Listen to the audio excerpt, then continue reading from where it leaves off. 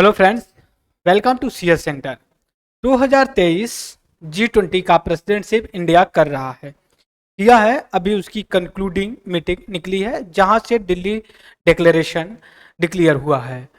उसी में G20 की एक मेंबर जो इटली इटली इटली जो बोली जाती है, यहाँ पे देख सकते हो आप इटली, उनकी प्राइम मिनिस्टर जॉर्जिया मेलोनी, देख सकते हो आप, ये यहाँ पे पिक्चर दी गई है उनकी।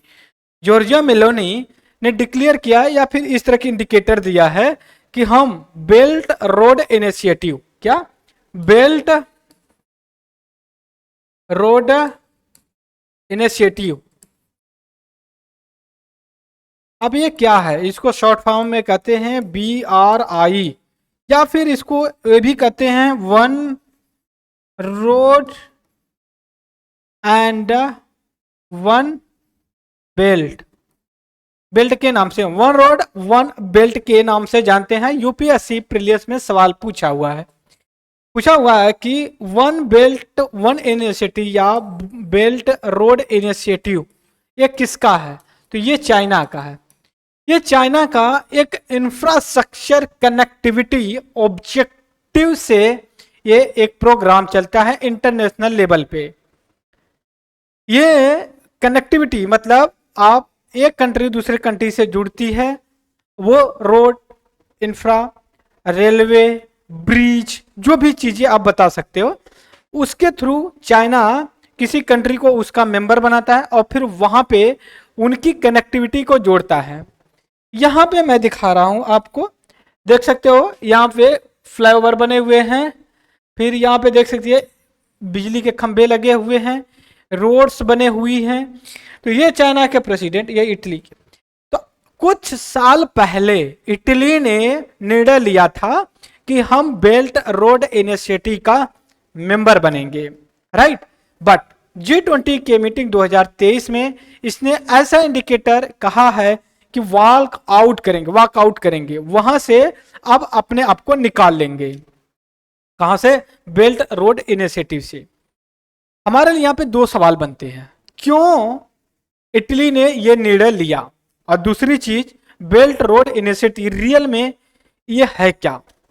यहां पे मैं एक नया पेज लेता हूं, यहां पे लिखता हूं कि बेल्ट रोड इनिशिएटिव रियल में ये है क्या, व्हाट, ठीक है। और दूसरी बात, इटली ऐसा क्यों किया वॉक आउट होने के लिए, ठीक है। ये वॉकआउट क्यों किया, ये दो सवाल निकलते हैं। दोनों सवाल का उत्तर जानने से पहले हमें पता होना चाहिए इटली का रियल में लोकेशन कहां पे है। इटली का लोकेशन कहां पे है? तो ये मेडिटेरियन सी में पड़ता है, और मेडिटेरियन सी से कनेक्ट करके आपका स्वेज कैनाल मतलब फिर से रेड सी, फिर उसके बाद आप आ जाएंगे यमन ओमान जो बोलते हैं, फिर वहां से जो कि अरेबियन सी में आएंगे, और अरेबियन सी से होकर के बे ऑफ बंगाल में जाएंगे। बे ऑफ बंगाल से फिर आप मलक्का स्ट्रेट से होते हुए फिर आप साउथ चाइना सी में जाएंगे, और साउथ चाइना सी में जाने के बाद आप ऑटोमेटिक जो है कि चाइना के कोस्टल एरिया पे रुक जाएंगे। तो आपके दिमाग में आएगा क्या वन बेल्ट वन इनिशिएटिव और या फिर belt road initiative water connectivity का एक पार्ट है इंफ्रा का? नहीं, ये वाटर का भी है और लैंड एरिया से जो कनेक्ट होता है उसका भी ये पार्ट है। अब आपके दिमाग में यहां पे आएगा कैसे। अब यहां पे देख सकते हो आप, ये जो यहां पे मैप दिया गया है, मैप में जो लोकेशन रेड मार्क से दी गई है, ये आपका रोड कनेक्टिविटी कनेक्ट करता है। दूसरी चीज जो ब्लू कलर से दी गई है या ग्रीन कलर जो है, इसमें ये वाटर कनेक्टिविटी से जोड़ा गया है। आप यहाँ पे थोड़ा सा पिक्चर और दूसरे मैप में देखें आप, तो आपको और क्लियरिटी होगी। यहां पे देख सकते हो कितना घुमा फिरा कनेक्टिविटी का ये सिस्टम है। अब हम आएंगे सबसे पहले जो यहां पे ये इशू है, मैं बैकग्राउंड दे रहा हूं। देखिए दोस्तों, हर देश में ऐसा होता है, इलेक्शन कंडक्ट करवाया जाता है और उस इलेक्शन कंडक्शन में जब इलेक्शन ऑर्गेनाइज करवाया जाता है तो हो सकता है रूलिंग पार्टी जो कि हार जाए और दूसरी पार्टी जो है कि रूल में आ जाए। तो हर एक पॉलिटिकल पार्टी की अपनी अपनी आइडियोलॉजी होती है, चाहे भारत में देख लीजिए चाहे किसी और कंट्री में, यूएसए में देख लीजिए। अगर हम इंडिया की बात करें, अभी BJP Bharatiya Janata party government बना रखी है सेंट्रल लेवल पे और अपोजिशन में कांग्रेस है। 2014 से पहले बीजेपी जो है कि अपोजिशन में थी और कांग्रेस, इंडियन नेशनल कांग्रेस जो कि रूल करती थी। अमेरिका में देखें, डोनाल्ड ट्रंप प्रेसिडेंट्स ने उनको हरा करके जो बाइडेन जो कि प्रेसिडेंट बने। ऐसे ही इटली में भी इलेक्शन हुआ और गवर्नमेंट बदली, पार्टी बदली। जब इटली ने डिसीजन लिया था कि हम बेल्ट रोड इनिशिएटिव में एज ए मेंबर के रूप में काम करेंगे, उसका मेंबर बनना चाहते हैं, तो उस समय कोई और गवर्नमेंट थी। लेकिन अब प्रेजेंट टाइम में जिसने ये डिसीजन लिया इटली के समय में, तो ये जो है कि दूसरी पार्टी ले रही है। मतलब conflict of ideology in the internal politics, आंतरिक राजनीति में राजनीतिक विचारधारा जो है कि इंपैक्ट करती, इन्फ्लुएंस करती है किसी भी देश की विदेश नीति। ये इंडिया के कॉन्टेक्स्ट में भी देख सकते हैं। जैसे जब 123 अग्रीमेंट किया था 2005 में इंडिया ने अमेरिका के साथ, तो उस समय की अपोजिशन पार्टी ने क्रिटिसिज्म किया। क्या जब गवर्नमेंट 2005 की बदली 2014 में, तो अपोजिशन पार्टी जो क्रिटिसिज्म करती थी, क्या वो उस एग्रीमेंट से बाहर निकल पाई? सवाल है नहीं। लेकिन कुछ ऐसे भी होते हैं स्टेप जो पॉलिटिकल पार्टी लेती हैं पॉलिटिकल बेनिफिट के लिए। अब आते हैं कि ऐसा क्या था इनको डर कि बेल्ट रोड इनिशिएटिव से ये अपने आप को वॉकआउट कर ली। देखिए, बेल्ट रोड इनिशिएटिव ऐसा माना जाता है कि चाइना का ये डिप ट्रैप डिप्लोमेसी है। डिप्लोमेसी, अब आपके दिमाग में आएगा डेप ट्रैप्ड डिप्लोमेसी रियल में है क्या? सपोज करिए श्रीलंका की हम बात लेंगे। श्रीलंका, इसके पास मनी की कमी थी। चाइना ने कहा, चाइना का आपके पैसे चाहिए? इन्होंने कहा कि जी सर। कहा कि कोई बात ना, आप ले लीजिए हमसे, और लेकिन ये पैसा आप जो कि कहाँ यूज करेंगे भी बता दिए। बताने के बाद चाइना ने पैसा दिया और इसके बाद कहा कि ठीक है पैसे ले लिया और हमारा बेल्ट रोड इनिशिएटिव का मेंबर बन जाइए। श्रीलंका ने कहा जी सर, ओके सही है, कोई दिक्कत नहीं। जब इसने बना, मेंबर बना और चाइना ने पैसा दिया, इंफ्रास्ट्रक्चर डेवलपमेंट हुआ, बेल्ट रोड इनिशिएटिव का मेंबर बना श्रीलंका। तो ऐसा तो है ना, जो पैसा लिया है उसको लौटाना नहीं पड़ेगा। श्रीलंका इस काबिल या इस योग्य नहीं हुआ कि वो चाइना का लोन लौटा सके, और कुछ ऐसी रणनीति में, डिप्लोमेसी में फंस गया कि वो कभी लोन चुकाने की स्थिति में नहीं भी है। अगर वो फिर से लोन ले, फिर से उनको चुकाए तो जाकर के चुका सकता है। और ऐसे ही होता है कि एक डेप्ट में, घाटे में फंस जाना। बात समझ रहे हो? जैसे चाइना ने इनको लोन दिया मान लीजिए 100 रुपए का, हालांकि बहुत छोटी अमाउंट है, मैं एग्जाम्पल ले रहा हूं, और इन पे ब्याज वगैरह लगा करके ये पैसा अब ये चुका नहीं पा रहे हैं श्रीलंका वाले। अब ये कहेगा ठीक है कोई दिक्कत नहीं, आप हमें क्या करिए, जो हम्बल टोटा जो पोर्ट बंदर है आपका लोकेशनल जियो प्रोटेक्ट, वो हमें दे दीजिए कुछ दिन के लिए लीज पे, बाद में जब हम देखेंगे। अब ऐसे करते करते चाइना क्या करेगा, किसी देश को अपना फाइनेंशियली कॉलोनी बना लेगा, और कहीं ना कहीं इससे चाइना की जो ये डिप्लोमेसी है, डेप ट्रैप डिप्लोमेसी है, ये कहीं ना कहीं किसी न किसी कंट्री को, हर एक कंट्री को ये डर लगा रहता है चाइना से पैसे लेने में। इंडिया इस बात को हमेशा पुरजोर खुलासा करने की कोशिश करता है, इनका ये जो कि डेप ट्रैप पॉलिसी का काम करती है। फिर से हम समझाते हैं, यहाँ पे एक बार फिर समझाऊंगा मैं आपको। मान लीजिए कोई कंट्री है, यहाँ पे हम श्रीलंका को लेंगे, ठीक है, श्रीलंका को, या फिर इस समय इटली है, इटली को ले लेंगे, इटली को ले लीजिए। हम जो है कि इसको हटा देते हैं, श्रीलंका को हटा देते हैं। इटली को लगा कि अगर हम इसमें शामिल होते हैं तो हम डेप्ट ट्रैप में फंस जाएंगे। तब इसने क्या किया, अपने वॉक आउट किया, मतलब वहां से निकल गया। कहां से, बेल्ट रोड इनिशिएटिव से। क्यों, क्योंकि इसको लगा कि हम डेट ट्रैप में फंस सकते हैं। बात समझ लो, चाइना क्या करेगा, लोन देगा, लोन देने के बाद इनको से इंटरेस्ट रेट हाई लेगा, और एक समय ऐसा आएगा कि ये चुकाने के लिए काबिल नहीं होंगे, और फिर इनसे बार्गेनिंग करके काम करवाएगा। अब हम आते हैं, यही डर था इटली को, और इटली ने डिसाइड किया कि नहीं, हम जो है कि अब इसका मेंबर नहीं रहेंगे। अब हमारे दिमाग में ये भी आना चाहिए, बेल्ट रोड इनिशिएटिव रियल में है क्या। देखिए, ये कुछ नहीं है, ये जो एंशियंट टाइम में, जब आप एंशियंट हिस्ट्री पढ़ेंगे उसमें सिल्क रोड का बात की जाती है। तो ये जो बेल्ट रोड इनिशिएटिव है चाइना का, एक ओल्ड वर्जन जो था सिल्क रोड, ठीक है, लैंड से रोड बेल्ट इनिशिएटिव से या फिर मरी टाइम से, ठीक है। एक था जैसे ये रोड से, सॉरी, ये जो कि मरी टाइम से, मरी टाइम मतलब जो वाटर कनेक्टिविटी है।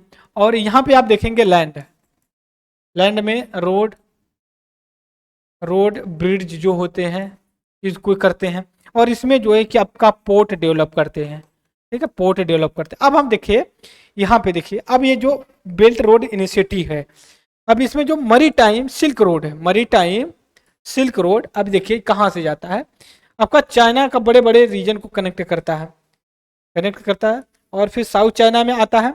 साउथ चाइना से होते हुए आपका मलक्का स्ट्रेट से होते हुए फिर कहाँ आ जाता है, श्रीलंका के कोलंबो आ जाता है, और यहीं से साउथ चाइना सी से जकार्ता भी चला जाता है, कनेक्टिविटी बना लेता है। और फिर जब कोलंबो आता है तो यहीं से एक इसकी रूट जाता है, कहाँ पे, कोलकाता के लेने के लिए जाता है। लेकिन कोलकाता इंडिया का पार्ट है, वो नहीं करता है, लेकिन बांग्लादेश से और म्यांमार से अपनी कनेक्टिविटी, ये हालांकि सिल्क रोड है, हम अभी नहीं बात कर रहे हैं, बेल्ट रोड यूनिवर्सिटी की बात नहीं कर रहे, ये सिल्क रोड की बात कर रहे हैं। कोलकाता एंशियंट टाइम में लीजिए, फिर रिटर्न होकर के फिर कहाँ आता है, नैरोबी आता है, नैरोबी से अरब सी से होते हुए रेड सी जाता है, रेड सी स्वेज कनाल से होते हुए फिर आप तक चला जाता है मेडिटेरियन सी में, मेडिटेरियन सी से वेनिस चला जाता है। अब यहाँ से जो कि लैंड वाला जो है, लैंड इकोनॉमिक बेल्ट है रोड, उसको देख लीजिए, वो चाइना के जियांग रीजन से होते हुए, सेंट्रल एशिया से होते हुए, बिस्के से होते हुए फिर चला जाता है वेस्ट एशिया में, वेस्ट एशिया से फिर चला जाता है इस्तांबुल तुर्की होते हुए आपका फिर यूरोप को कनेक्ट कर लेता है। ये जो बेल्ट रोड इनिशिएटिव है, यहाँ पे मैं बोल रहा हूँ फिर से, बेल्ट रोड इनिशिएटिव या वन बेल्ट वन रोड का ये जो बात करते हैं, जो एंशियंट टाइम में क्या थे, सिल्क रोड था, सिल्क रोड या सिल्क कनेक्टिविटी, एक रोड से और आपका एक मरी टाइम वाला जो था, इसका एक एडवांसमेंट वर्जन है, इसको लेकर के चाइना का है। अब इसके बाद आपके दिमाग में क्या आना चाहिए, क्या बेल्ट रोड इनिशिएटिव का जो इनिशिएटिव लिया गया है चाइना के द्वारा, तो क्या इसका इंडिया भी पार्ट है या नहीं है। तो हम अभी जवाब दे देते हैं कि इंडिया इसका पार्ट नहीं है। का एंशियंट टाइम में जो सिल्क रोड था उसका इंडिया पार्ट था, बिल्कुल जी हाँ। एंशियंट टाइम में इंडिया का जो ट्रेड था इतना ज़्यादा था कि वर्ल्ड में उतना किसी का नहीं था। जब आप an era of darkness in Indian history में बुक शशि थरूर की जब पढ़ेंगे तो उसमें आपको एक चीज़ मिलेगी जो दिए गए हैं कि जब इंडिया अपना इंटरनेशनल ट्रेड करता था उस समय वेस्टर्न कंट्री स्पेशली यूरोप की बात करते हैं कि उसमें उनको ट्रेड का टी भी नहीं पता था। ये तो तब इमर्ज हुए ना 18th सेंचुरी में, मॉडर्न टाइम में आकर के, ठीक है। लेकिन जब एंशियंट टाइम BC AC के आसपास से हड़प्पा सिविलाइजेशन की बात करें, इंडस वैली सिविलाइजेशन, हड़प्पा, चोला, तो हम लोग अशोका गुप्ता मौर्य महाजनपदा कितनी अच्छी कनेक्टिविटी से हम ट्रेड करते थे। अब मगधा के बारे में सुने होंगे, कन्नौज के बारे में सुने होंगे, इनका लोकेशन वाटर बॉडी से थी, ठीक है। तो एक किस तरह से ट्रेड करते थे वो तो हालांकि हिस्ट्री का पार्ट आ जाता है। तो ऐसा नहीं है कि इंडिया ट्रेड करना नहीं सीखा कभी। जिस समय किसी को ट्रेड के बारे में नहीं पता था, उस समय इंडिया पूरे विश्व में एक तरह से जो कि ट्रेड का लीडर माना जाता था। इसका साक्ष्य मिलता है जब हड़प्पा सिविलाइजेशन की सील वगैरह का मुहर मेसोपोटामिया रीजन में मिलता है, तो उस चीज को लेकर के वहां पे देखते हैं। तो इंडिया जो बेल्ट रोड इनिशिएटिव चाइना का नया मॉडर्न टाइम में है, इसका पार्ट नहीं, सिल्क टाइम में था क्योंकि ट्रेड करता था। इसके बाद क्या इंडिया इस चीज को लेके खुश है कि नहीं जो बेल्ट रोड इनिशिएटिव होना चाहिए? ऑफ कोर्स नहीं खुश है। पहला क्या है कि जो चाइना का इंटेंशन है, जो मतलब कह सकते हो कि जो विचारधारा है बेल्ट रोड इनिशिएटिव के पीछे, वो पूरी तरह से गलत पर्सपेक्टिव से है, गलत ऑब्जेक्टिव से है। क्या है कि किसी भी कंट्री को वित्तीय रूप से, आर्थिक रूप से गुलाम बनाना चाइना की यह पॉलिसी है। दूसरी चीज, जो चाइना का बेल्ट रोड इनिशिएटिव है उसके सब पार्ट भी कुछ हैं, और वो पार्ट जो सब पार्ट है बेल्ट रोड इनिशिएटिव का, यहाँ पे मैं बता रहा हूँ, एक सेकेंड। जो बेल्ट रोड इनिशिएटिव है इसके कुछ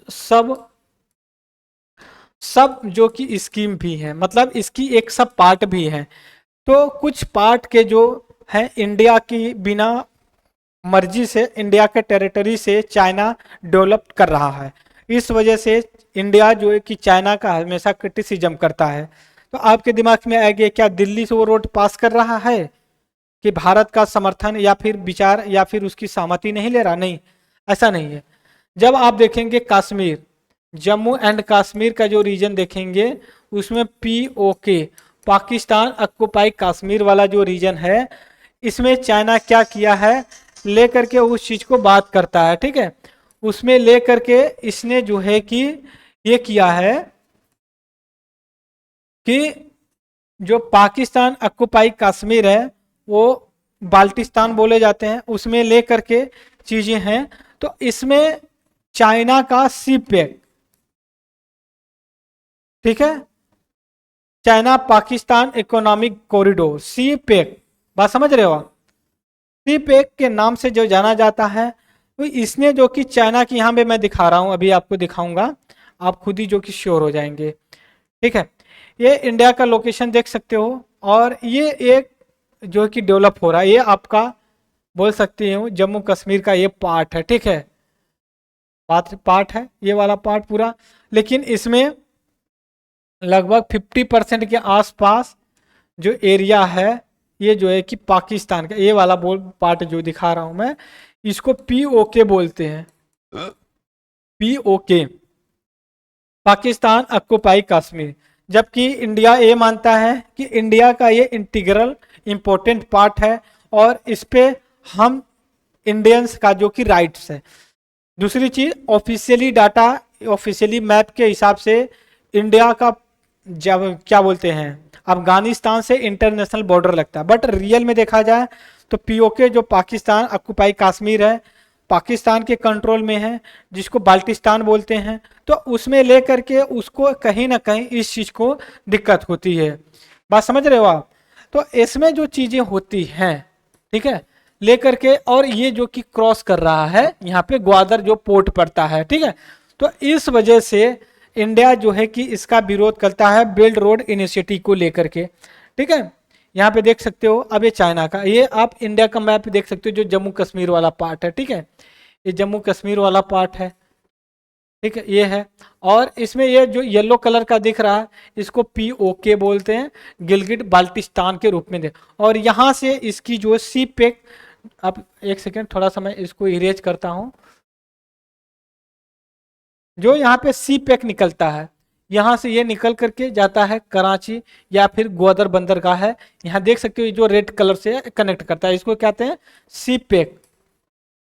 सीपेक का मतलब है चाइना पाकिस्तान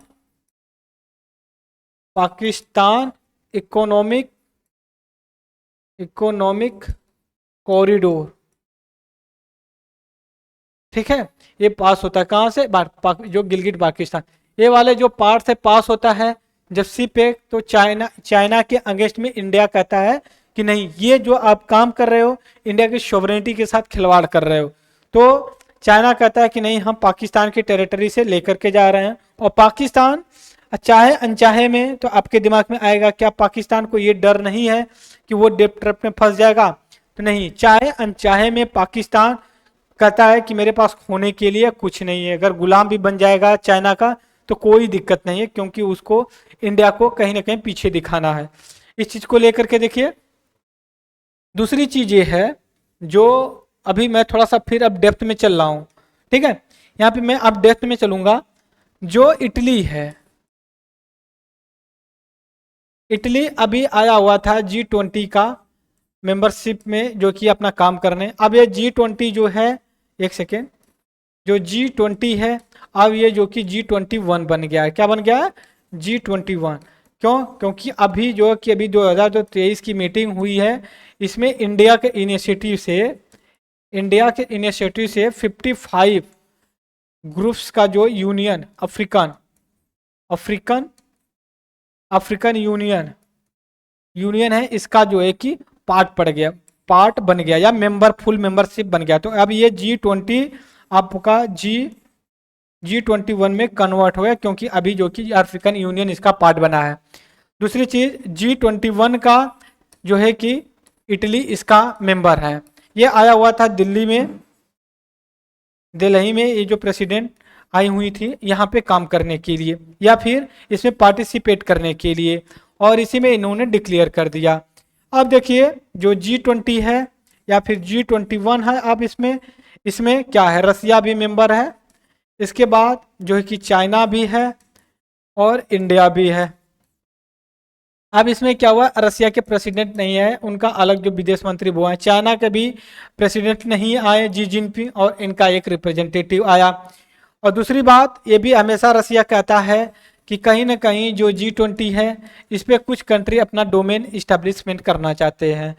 इसी के साथ जो रसिया है एंड चाइना है, ये चाहते हैं G20 के इतर या G21 के इतर जा करके हम एक अलग ग्रुप बनाएं, जिसको हम बोल सकते हो अब जो ब्रिक्स +6 जो अभी हुआ है मीटिंग, इसको अब ये कह रहे हैं हम एक वेस्टर्न डोमेन जो ऑर्गेनाइजेशन है उसका एक हम अल्टरनेटिव निकालें, और हम जो है कि वेस्टर्न कंट्री पे डिपेंडेंस रहा है। क्यों, क्योंकि चाइना और रसिया दोनों जो है कि यूनाइटेड स्टेट ऑफ अमेरिका या वेस्टर्न कंट्री के घोर विरोधी और ये एनिमी के रूप में देखते हैं।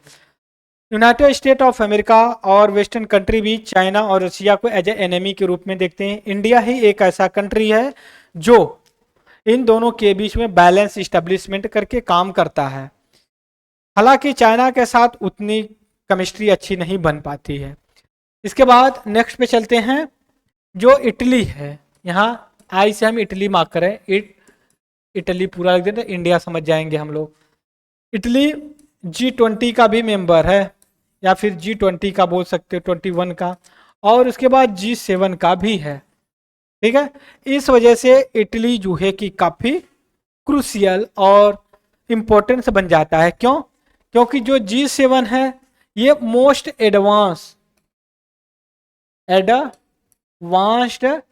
ग्रुप है पॉलिटिकली। इसमें यूएसए है, फ्रांस, जर्मन भी है, और जो G20 है ये आपका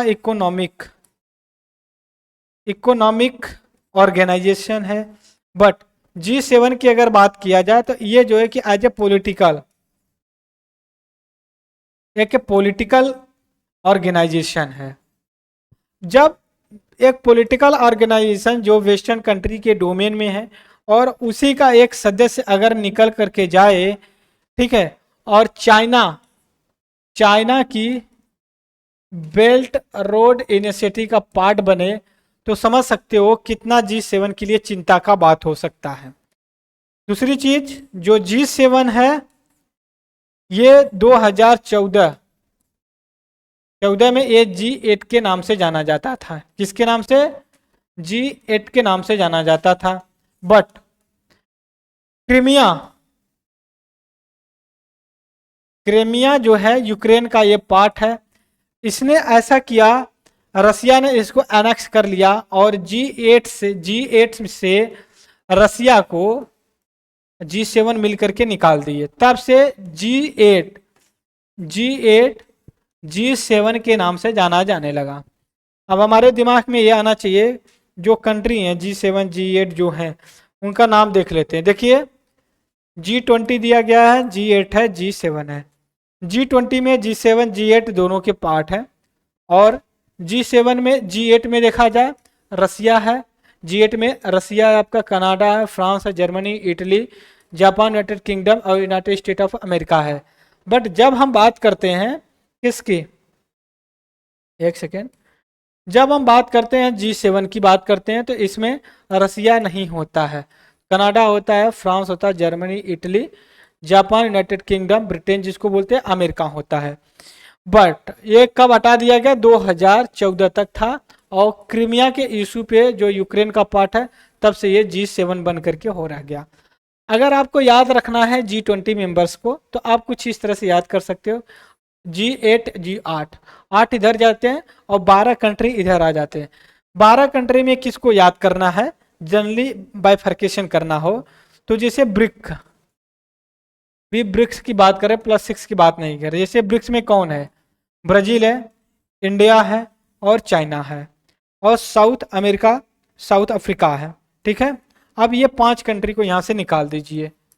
5 कंट्री निकल गए तो हम कितना टोटल को जाएंगे, 8 + 5 कितना हो गया, 13। 7 कंट्री हमें और याद करना है। मैं ऐसा क्यों बता रहा हूँ, क्योंकि यूपीपीसीएस ने सवाल पूछा था कि जी20 में कौन कौन मेंबर है, तो उसको ये नहीं पता था कि जी20 में रखना, जो कि इतना डिफिकल्ट है कि 20 कंट्री का नाम जानना। उसको ये था कि आप कितना अच्छे से ट्रिक लगा सकते हो। अब आइए, जो ब्रिक्स में जो नए कंट्री जुड़े हैं, अर्जेंटीना जुड़ा है, उसको हम वैसे नहीं करेंगे, लेकिन जनरली अगर देखेंगे तो आप अनुमान लगा सकते हो कि ऑस्ट्रेलिया भी काफ़ी अच्छा खासा है, सऊदी अरेबिया, टर्की है, साउथ कोरिया, इंडोनेशिया है, मैक्सिको, अर्जेंटीना। तो आप जब 13 को आसानी से मार्क कर सकते हैं तो 7 को भी एलिमिनेट कर सकते हैं। जी20 जी7 है। फिर इसके बाद जो हम बात करते हैं जी20 का हिस्टोरिकल बैकग्राउंड देखेंगे। इसको देखिए, 1999 में इस्टेब्लिशमेंट किया गया। कब, अफ्रीका जो कि एशिया, जब फाइनेंशियल क्राइसिस हुई थी, आर्थिक संकट हुआ था एशिया का 1999 में, तब किया गया था। इसका कोई परमानेंट सेक्रेटरीट नहीं है। 19 कंट्री हैं, एक ऑर्गेनाइजेशन है जो यूरोपीय यूनियन है। परमानेंट गेस्ट के स्पेन वगैरह सारी चीज़ें हैं, इसकी बात कर रहे हैं। जो 2023 की प्रेसिडेंटशिप इंडिया कर रही है, इसका जो थीम है 1 अर्थ 1 फैमिली और 1 फ्यूचर के रूप में काम कर रहे हैं। अगर यहाँ पे मैप पे देखें तो आप यहाँ पे मैप पे इस तरह से बाइफर्केट कर सकते हो कि अफ्रीका कॉन्टिनेंट, फिर अमेरिका कॉन्टिनेंट, कौन किसका पार्ट है। तो ये हमने डिस्कस किया कि हमारे लिए इम्पोर्टेंट क्या है, कैसे। जी7 का मैप में देखें, यहाँ पे कनाडा है, अमेरिका है, यूनाइटेड किंगडम है, यहाँ पे फ्रांस है, फिर जर्मनी है, ये यहाँ पे इटली है, फिर यूरोपीय यूनियन है, फिर यहाँ पे जापान देख सकते हो। और अगर लिया जाए जी8 की बात की जाए तो यहाँ पे आप रसिया को भी इंक्लूड कर सकते हैं। ये हमने मैपिंग पे डिस्कस किया जो कि इम्पोर्टेंट था। तो यहाँ पे हमारे लिए जो इम्पोर्टेंट टॉपिक बने हुए थे, ये बना हुआ था कि जी20, फिर इसके बाद आपका जी8, फिर जी7, फिर बेल्ट रोड इनिशिएटिव, फिर सीपेक के बारे में हमने बात किया, बात समझ रहे हो, ऑफ एंशियंट सिल्क रूट के बारे में हमने डिस्कस किया। ठीक है, और उसके बाद ब्रिक्स के बारे में भी हमने डिस्कस किया, और +6 के बारे में हमने डिस्कस किया। राइट, आई थिंक कि आप इससे कन्विंस रहे होंगे, एक जो कि काफ़ी इंपॉर्टेंट रहा है इंटरनेशनल ऑर्गेनाइजेशन के कॉन्टेक्स्ट में। तो इस लेक्चर में इतना ही फ्रेंड्स से डिस्कस करेंगे, और तब तक के लिए thank you very much discussion. जय हिंद, जय भारत।